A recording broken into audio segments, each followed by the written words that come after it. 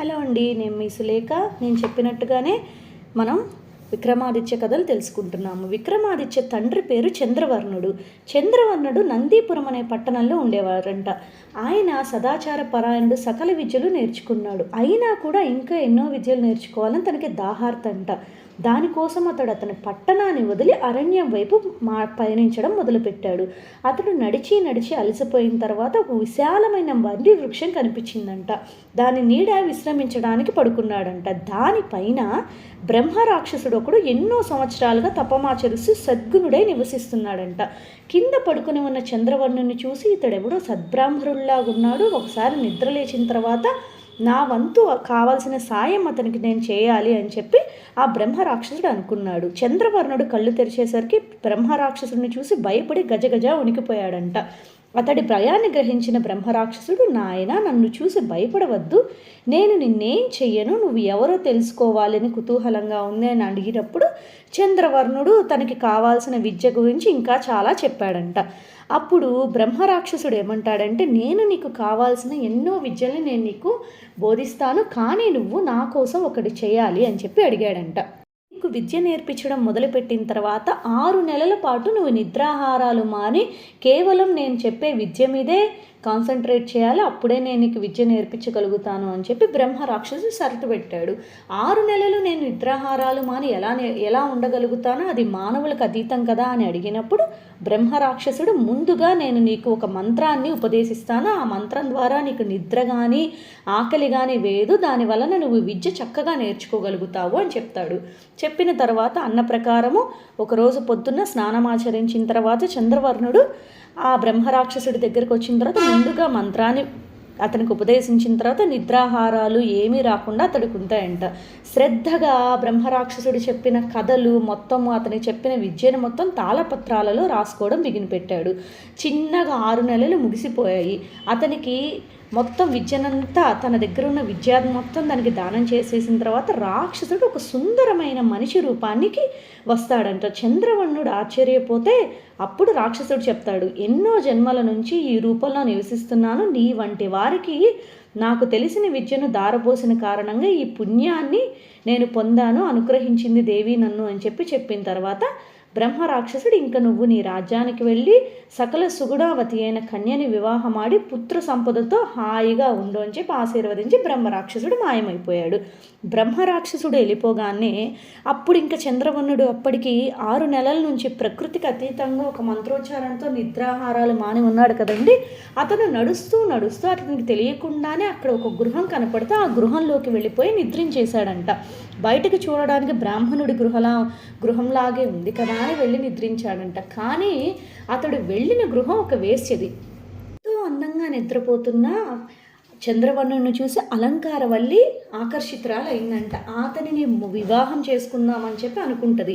కానీ అతడు అలా అలవోకక అసలు ఎంత లేపినా నిద్ర లేవకుండా, నిద్రాహారాలు మరిచి వారమైనా కళ్ళు తెరవకుండా ఉంటే తనకి టెన్షన్ వేసి ఒక వైద్యుడిని ఇక్కడికి తీసుకుని వచ్చిందంట. అతడు చెప్పాడు, ఇతడు 6 నెలలుగా నిద్రాహారాలు మాని వేసిన కారణంగా ఇప్పుడు ఈ స్థితిలో ఉన్నాడు, ఇలానే ఉంటే అతడికి మరణిస్తాడు అని చెప్పి అన్నప్పుడు వైద్యుడుని చంద్రవల్లి అలంకారవల్లి కోరుకొని ప్రార్థించగా అప్పుడు అతను ఏం చెప్తాడంటే, వైద్యుడు, దీనికి ఒక ఔషధం ఉందమ్మా, కానీ ఎంతో ఓర్పు నేర్పు పాటించాలి. 8 రోజుల పాటు ప్రతిరోజు 3 పూటల ఒక్క పడి బియ్యము, ఒక పడి నేతిని లేహ్యము చేసి తల నుండి పాదాల వరకు మర్దన చేయాలి. ఆ రసం అప్పుడు వెంట్రుకల మధ్య నుండి దేహంలోకి చేరి అతడి ప్రాణాలు నిలిపి నిద్ర నుంచి మేల్కొల్పుతుంది అని చెప్పి ఉపాయం చెప్తాడంట. అన్నమాట ప్రకారం అలంకార వెళ్ళి అతడికి అన్ని క్రియలు చేసిన తర్వాత 8 రోజుల తర్వాత చంద్రవర్ణుడు స్పృహలోకి వస్తాడు. వచ్చి రాగానే అక్కడ ఉన్న పరిస్థితిని, ఆ ఇంటిని చూసి ఇది భోగముల వాళ్ళ ఇల్లు అని చెప్పి ఒక బ్రాహ్మణుడు ఇక్కడ నిద్రించడము చాలా అపచారం అని, తను తెలియక అలసటతో అక్కడ పడుకున్నానని అక్కడి నుంచి నేను వెళ్ళిపోతానని చెప్పి కఠోరంగా మాట్లాడడం మిగిలిపెట్టాడు. అలంకారవల్లి, నేను నిన్ను ప్రేమించాను, నేనే నిన్ను వివాహం ఆడాలనుకున్నాను, అందుకనే నిద్రాహారాలు మాని నేను నీ ప్రాణాన్ని నిలిపాను, మీరు నన్ను పెళ్లి చేసుకోవాల్సిందే అని చెప్పి ప్రాధేయపడ్డం బిగినపెడుతుంది. కానీ అతడు సద్బ్రాహ్మణుడు, పైగా ఎన్నో విద్యలు నేర్చినవాడు కాబట్టి ఆమెని పెళ్లి చేసుకోవడానికి నిరాకరించాడు. కానీ అతడి అలంకారవల్లి తనకి న్యాయం చేయమని చెప్పి ఆ పట్టణ రాజు శుద్ధవర్ణుడి దగ్గరికి వెళ్ళిందంట. ఆ మహారాజు దగ్గర చంద్రవర్ణుడు జరిగిందంతా చెప్పి, మహాప్రభు ఈమె వేశ్యే, ఈ సంగతి నాకు తెలియక అలసట చెంది వారి ఇంట నిద్రించాను. నేను ఈమెను ఎలాగ పెళ్లి చేసుకోగలుగుతాను? నేను సద్బ్రాహ్మణుడిని, ఆమెను వివాహం చేసుకోవడం ధర్మమా అని అడిగాడంట. చంద్రవర్ణుడు చెప్పిందంతా శుద్ధవర్ణుడు వినిన తర్వాత, దీనికి ఏదైనా తరుణోపాయం ఉందా అని చెప్పి అక్కడ బ్రాహ్మణులను అడిగినప్పుడు, ప్రభు, బ్రాహ్మణ కులమును జన్మించిన పురుషులు ఇతర కులములందరి కళ్యాణి వివాహం ఆడదలిసి వస్తే బ్రాహ్మణ, క్షత్రియ, వైశ్య, శూద్ర కులములకు చెందిన 4 కన్యలను ఒకే ముహూర్తాన వివాహం ఆడాలి. అలా కాకపోతే తన కులానికి చెందిన 1 కన్యను మాత్రమే వివాహం ఆడాలి అని చెప్పాడంట. 3 కన్యలు, 4 కన్యలు అని చెప్పి కన్ఫ్యూజ్ అవ్వబాకండి. ఇది ఒక కథలో డైవ్ చేయండి అంతే, దీనికి లాజిక్స్ వద్దు.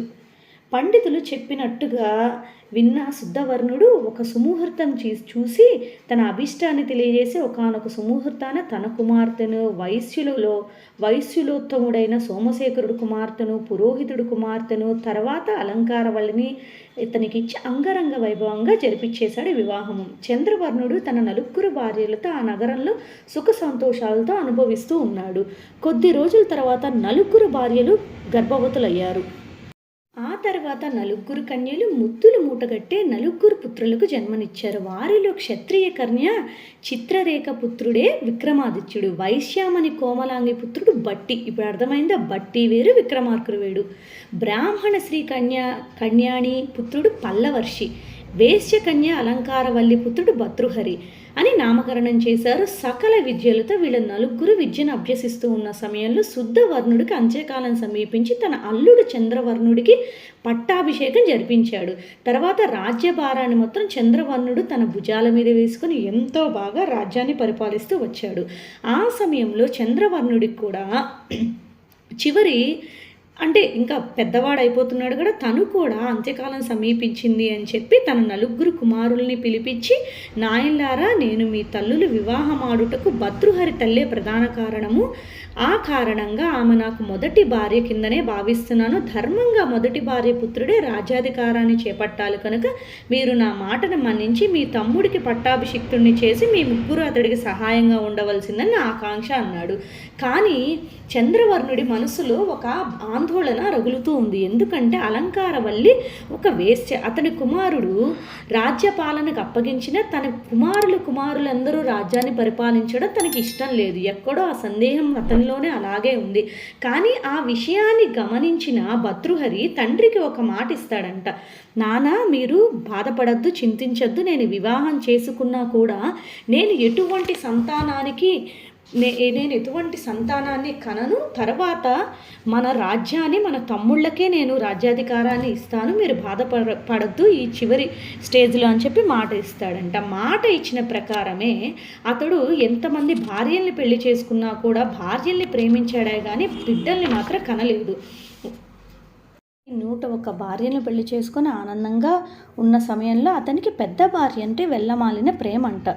ఒకసారి భర్తృహరి కొలువులో ఉండగా చంద్రోగుడు అనే ఋషి అక్కడికి వచ్చేసాడంట. భర్తృహరి సింహాసనం దిగి వారికి ఎదురు వెళ్ళి పూలమాల ఇచ్చి ఉచితాసనాన్ని ఇచ్చి సత్కరించాడు. అతని విధేయతకు అతడు చాలా ఉప్పొంగిపోయి, చంద్రోగ్యుడు అనే ఋషి ఉప్పొంగిపోయి తనకు ఒక ఫలాన్ని తనకి వరంగా ఇస్తాడంట. ఆ ఫలం తిన్న ఎవరికైనా మృత్యువు అతని దగ్గరికి రాదు, ఎన్నాళ్ళైనా యవ్వనంగా ఉంటారన్న వరంతో కూడిన ఒక పండుని ఇస్తాడంట. అతడు ఎంతో ప్రేమించే తన పెద్ద భార్యకి ఆనందంగా ఆ ఫలాన్ని తినమని ఇస్తాడు. కానీ పెద్ద భార్య తన వ్యక్తిత్వం మంచిది కాకపోవడంలో తన ప్రియుడికి ఆ ఫలాన్ని ఇస్తుందంట.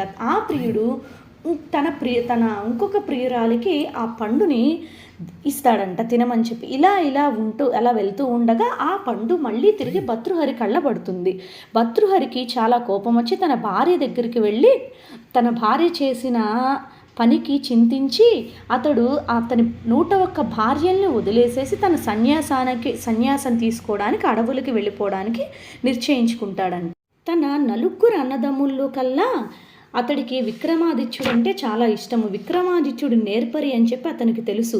కళ్యాణి పుత్రుడు పల్లవర్షి మాత్రం మొదటి నుంచి కూడా తనకి రాజ్యం మీద తనకి ఎటువంటి ఆంక్ష లేకుండానే ముందుగానే అతడు సన్యాస దీక్ష తీసుకొని అడవుల్లో తపస్సు చేసుకుంటూ ఉండేవాడంట. చంద్రవర్ణుడు కూడా అదేవిధంగా తన పుత్రుల్ని ప్రేమించి ఉన్నాడు కాబట్టి మన భర్తృహరి ఏం చేస్తాడంటే తన రాజ్యభారాన్ని విక్రమాదిత్యుడి నెత్తిన పెట్టి తను ఆ రాజ్యాన్ని వదిలి అడవులకి వెళ్ళిపోతాడు. ఆ విధంగా విక్రమార్కుడు బట్టిని తన ప్రధానమంత్రిగా చేసుకుని రాజ్యాన్ని పరిపాలించడం మొదలుపెట్టాడంట.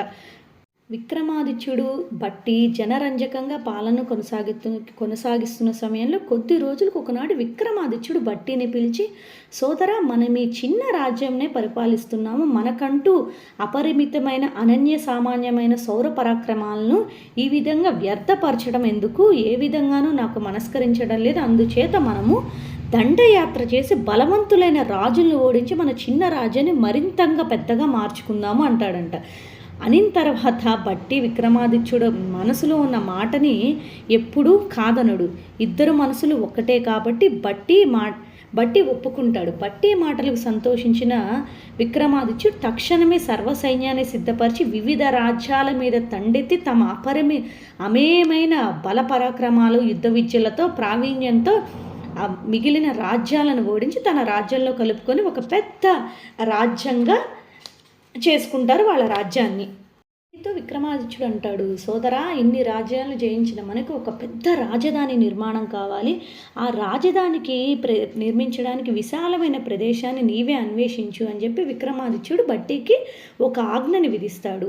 అలాగ బట్టి తమ రాజ్యానికి రాజధాని ఎక్కడ నిర్మిద్దామా అని ఎన్నో దేశాలు తిరుగుతూ వింధ్యాపురానికి వచ్చి గణపతి నది సమీపంలో భద్రకాళి ఆలయాన్ని దర్శిస్తాడంట. ఆ ప్రదేశం ఎంతో సుందరంగా అనిపించింది. రాజధాని నిర్మించడానికి అదే సరైన స్థలం అని భావించి కాళికాదేవి ఆలయంలోకి వెళ్తాడు. అక్కడ తటాకంలో స్నానం చేసి ప్రకారం చుట్టూ ప్రదక్షిణ చేస్తున్న సమయంలో ఒక శాసనాన్ని చూస్తాడంట. అదేంటా అని బట్టి దాన్ని చదవడానికి ముందుకెళ్తాడు.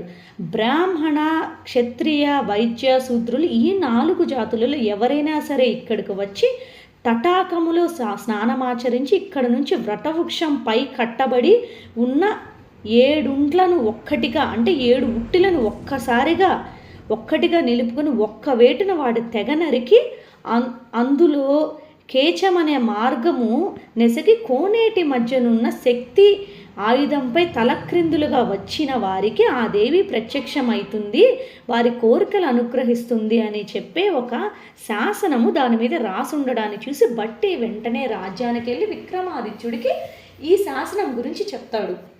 తను కాళికాదేవి అనుగ్రహానికి ఎప్పటి నుంచో ఆశిస్తున్నాడు కాబట్టి అనుకున్న ప్రకారము ఆ రాజ్యానికి వింధ్యాపురానికి వెళ్ళి ఆ తల్లి ఆ శాసనాన్ని చూసి బట్టి చెప్పిన కొన్ని హింట్స్, అంటే ఆ ఫజిల్ని ఛేదించడానికి కొన్ని బట్టి చెప్పిన ఐడియాలజీతో చేసుకొని ఒక్కసారిగా ఆ 4 ఎడ్లను, అంటే ఆ 4 తటాకాలను ఒక్కసారిగా నరికి ఒక్కసారిగా కొట్టేసి వాటిని తన కాలుతో అక్కడ ఉన్న దాని మీద తలక్రిందులుగా నుంచుంటాడంట. తలక్రిందులుగా నుంచున్న వెంటనే కాళికాదేవి అనుగ్రహించి బట్టికి ప్రత్యక్షమయ్యి, విక్రమార్క, నీకేం వారం కావాలో కోరుకో అని చెప్పి అడిగిద్దింట. అంతా చెప్తుంది ఏంటంటే, సింహాసనం ఒకటి దొరికింది కదండి, మొదటి సాలబంజిక మన రాజుకి చెప్తున్న స్టోరీ అనమాట. విక్రమాదిత్యుడు అచంచల భక్తికి అమ్మవారు ప్రత్యక్షమవుతుంది కదా. అప్పుడు విక్రమాదిత్యుడు అడుగుతాడు, తల్లి పరమేశ్వరి, ప్రజలను సుఖ సంతోషాలతోనూ సర్వ సంపదలతోనూ సుఖముగా నుంచవలననే నా అభీష్టము. అందులకే నీ సన్నిధానము ఎదుట పూడ్చబడిన నవనిధులను కటాక్షించి, అదేవిధంగా నీ దేవాలయముకు 4 వైపులా నీ భూమి యందు పట్టణం ఒకటి కలిగేటట్లు అనుగ్రహించు అని చెప్పి కోరతాడు విక్రమాదిత్యుడు. ఆయన కోరిక మీదకు మా తల్లి కాళికాదేవి వరాన్ని ఇచ్చి మాయమైపోతుందని సంతోషంగా నగరాన్ని నిర్మించుకుని తన రాజధానిని నిర్మించుకున్నాడు. ఎక్కడ? వింధ్యాపురంలో. విక్రమాదిత్యుడు బట్టి సహాయంతో, కాళికాదేవి అనుగ్రహంతో, వజ్ర వైడూర్య మరకత వాణిజ్యాలతో ఒక రాజ్యాన్ని నిర్మించుకున్నాడు, రాజధానిని. ఎంతో సంతోషంగా పరిపాలిస్తున్నాడు. అతడికి అనూహ్యంగా ఇంద్రలోకం నుంచి ఆహ్వానం వచ్చిందంట. ఇంద్రలోకం నుంచి ఒక మానవుడికి ఆహ్వానం రావడం ఏంటి అని చెప్పి విక్రమాదిత్యుడు ఆశ్చర్యపోయాడు. బట్టి విక్రమాదిత్యుడితో, స్వామి అన్న, ఎందుకు వచ్చిందో ఆహ్వానం, నువ్వు ఖచ్చితంగా అక్కడికి వెళ్ళాలి, నువ్వు వెళ్ళు అని చెప్పి బట్టి కూడా విక్రమాదిత్యుడికి సలహా ఇచ్చాడు. అసలు ఇంద్రలోకంలో వచ్చిన సమస్యని తీర్చడానికి ఇంద్రుడు మన విక్రమాదిత్యుడికి ఆహ్వానం పంపాడు. అక్కడ సమస్య ఏంటో ఇంద్రుడు విక్రమాదిత్యుడితో చెప్తున్నాడంట. కైలాసంలో ఈ స్వర్గంలో ఒక సమస్య వచ్చింది విక్రమాదిత్య. నీ వీర పరాక్రమలు, నీ తెలివితేటల గురించి భూలోకంలో నేను చాలా విన్నాను. నీకున్న తెలివితేటలు మా దేవతలతో సమానము, నీకున్నది విద్వత్తు మా దేవతలతో సమానం అని చెప్పి నిన్ను ఇక్కడికి ఆహ్వానించాను. మా సమస్య ఏమిటంటే రంభా ఊర్వశుల మధ్యలో ఒక అగాధం ఏర్పడింది. వారిద్దరిలో అత్యంత మంచి నిపుణులు, మంచి నృత్యకారి ఎవరో మేము తెలుసుకోవాలని వాళ్ళు ఆంక్ష విధించారు. ఎందుకంటే ఈ ఇంద్రలోకానికి వారిద్దరిలో ఎవరో ఒకరే మంచి నైపుణ్యం గల కళావతి అని చెప్పి, మంచి నైపుణ్యం గల నృత్యకారిని అని బిరుదు కావాలని వాళ్ళు కోరుకుంటున్నారు. మేము ఎంతగా ప్రయత్నించినా వారిద్దరిలో ఏ ఒక్క లోపాన్ని మేము గుర్తించలేకపోతున్నామో, అందుకారణంగానే నేను ఇక్కడికి ఆహ్వానించాము అన్నాడు. అప్పుడు విక్రమాదిత్యుడు వాళ్ళిద్దరూ విక్రమాదిత్యుడి ముందు ఒక నృత్య ప్రదర్శన చేస్తారు. నృత్య ప్రదర్శన చేసిన తర్వాత ఎంతో కన్నుల విందుగా ఉన్న ఆ నృత్య ప్రదర్శన చూసి విక్రమాదిత్యుడు సంతోషపడి ఇక మిగిలిన నృత్య ప్రదర్శనని రేపు చూద్దాము, ఇక్కడితో ఆపేయండి అని చెప్పి నృత్యాన్ని సొగల్లో ఆపిచ్చేస్తాడంట. తెల్లారి అందరూ ఇంద్రప్రస్థానానికి అందరూ వచ్చారు రంభా ఊర్వశులతో. విక్రమాదిత్యుడు ఈ ప్రాబ్లంని ఎలా సాల్వ్ చేస్తాడో చూడాలన్న ఆకాంక్షతో అందరూ తహతహలాడుతూ వచ్చాడు. విక్రమాదిత్యుడు రంభా ఊర్వశి ఇద్దరికి 2 పూల గుత్తులను ఇచ్చి ఈ పూల గుత్తులతో నాట్యాన్ని చేయమని చెప్పి చెప్తాడంట. ఇద్దరు మాట ప్రకారం చక్కగా రంభా ఊర్వశి మంచిగా నాట్యం ఆడడం బిగినబెడతారు.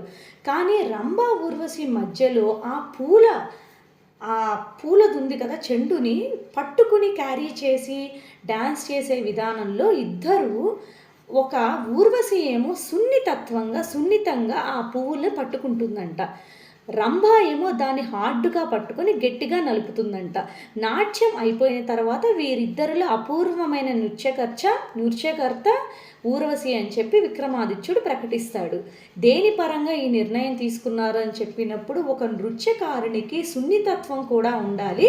ఆ సున్నితత్వము నృత్యం ఎంత బాగా చేసినా వారిలో ఉండే సున్నితత్వము, వారి హృదయము కూడా దాన్ని ప్రతిస్పందించేలా చేయాలి. రంభా ఊర్వశి మధ్యలో రంభకి ఇచ్చిన పూల చెండు మొత్తం నలిగిపోయి ఉన్నది, కానీ ఊర్వశి చేతిలో ఉన్న చెండు మాత్రము చెక్కు చెదరకుండా ఉంది. ఆమె కళతో పాటు నైపుణ్యం గల నృత్యకారిణి. అందుకనే వీరిద్దరిలో ఊర్వశి మంచి నృత్యకారిణి అని చెప్పి ప్రకటించేశాడంట. ఎంతో సంతోషించిన ఇంద్రుడు ఇప్పుడు మన విక్రమాదిత్యకి ఒక సింహాసనాన్ని ప్రతిష్ఠించాడు. ఈ సింహాసనమే భోజరాజుకి పొలంలో దొరికిన సింహాసనము.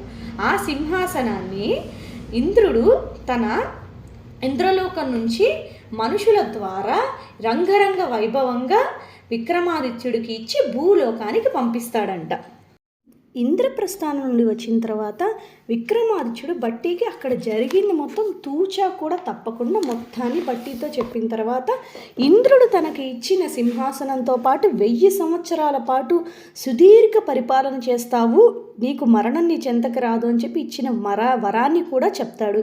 చెప్పిన తర్వాత బట్టి చాలా బాధపడతాడు. స్వామి, మీరు మాత్రము మీతో 1000 సంవత్సరాలు పరిపాలించగలుగుతారు, కానీ మీతో పాటు కలిసి ఈ రాజ్య పాలనలో పాలు పంచుకునే అవకాశము నాకు కొద్ది కాలం మాత్రమే దక్కుతుంది, ఆ తర్వాత ఉండదు కదా, నేను మీతో కొన్నాళ్ళు మాత్రమే ఉండగలుగుతానని బాధపడతాడు. అప్పుడు విక్రమార్కుడు ఏం చెప్తాడంటే, కాళికాదేవి దగ్గరకు వెళ్ళి ఆమె అనుగ్రహాన్ని పొందావనుకో, ఆమె నీకు కూడా 1000 సంవత్సరాలు బ్రతికే అవకాశాన్ని కల్పించే వరాన్ని ప్రసాదిస్తుంది, నువ్వు ఆమె దగ్గరకు ఉజ్జయిని వెళ్ళు అని చెప్పి విక్రమాదిత్యుడు చెప్తాడు. చెప్పిన తర్వాత బట్టి ఉజ్జయిని దేవి దగ్గరికి వెళ్ళి అక్కడ తపమాచరిస్తాడంట.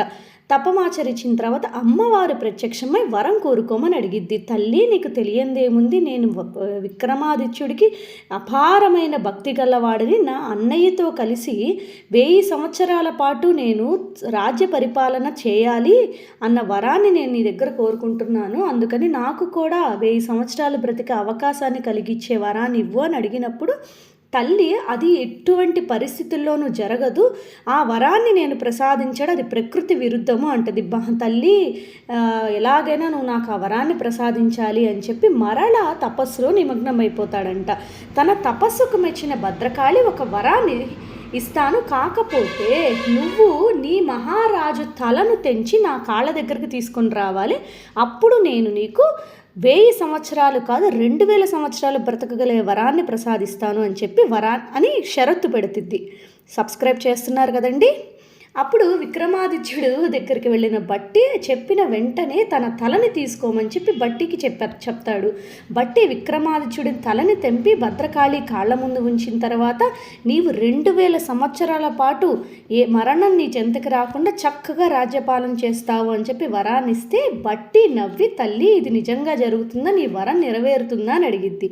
అదేంటి బట్టి ఇదే మాట, నేను ఇచ్చిన వరం నెరవేరకపోవడం ఏంటి అంటే, అంతకుముందు విక్రమాదిత్యుడు బతుకుంటేనే కదా నేను ఆయనతో పాటు రాజ్యపాలన చేసేది, ఇప్పుడు నీ కాళ్ళ దగ్గర ఆయన తలను తెచ్చిపెట్టాక నేను ఇలాగ రాజ్యాన్ని ఆయనతో కలిపి పాలించగలుగుతాను అని చెప్పి అన్నప్పుడు విక్రమాదిత్యుడి బట్టి తెలివితేటలకు మెచ్చిన భద్రకాళి విక్రమాదిత్యుడు తిరిగి మళ్ళీ బ్రతుకుతాడు అని చెప్పి తన తలని విక్రమాదిత్యుడి శరీరానికి అంటించినచో తను మళ్ళీ బ్రతుకుతాడు అని చెప్పి బట్టికి 2000 సంవత్సరాలు రాజ్యపాలన చేసే వరాన్ని ఇచ్చి తల్లి అక్కడి నుంచి మాయమవుతుందంట.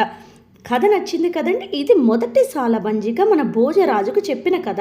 ఇప్పుడు మొదటి మెట్టుని ఎక్కుతాడు భోజరాజు. తర్వాత మెట్లు ఎలా ఎక్కాడు, సాలబంజికలు చెప్పిన అద్భుతమైన ఘట్టాలు ఏంటి అని మనం తెలుసుకునే ముందు నా ఛానల్ని సబ్స్క్రైబ్ చేసి ఉంటారు అని చెప్పి నేను ఆశిస్తున్నాను. థ్యాంక్ యూ అండి.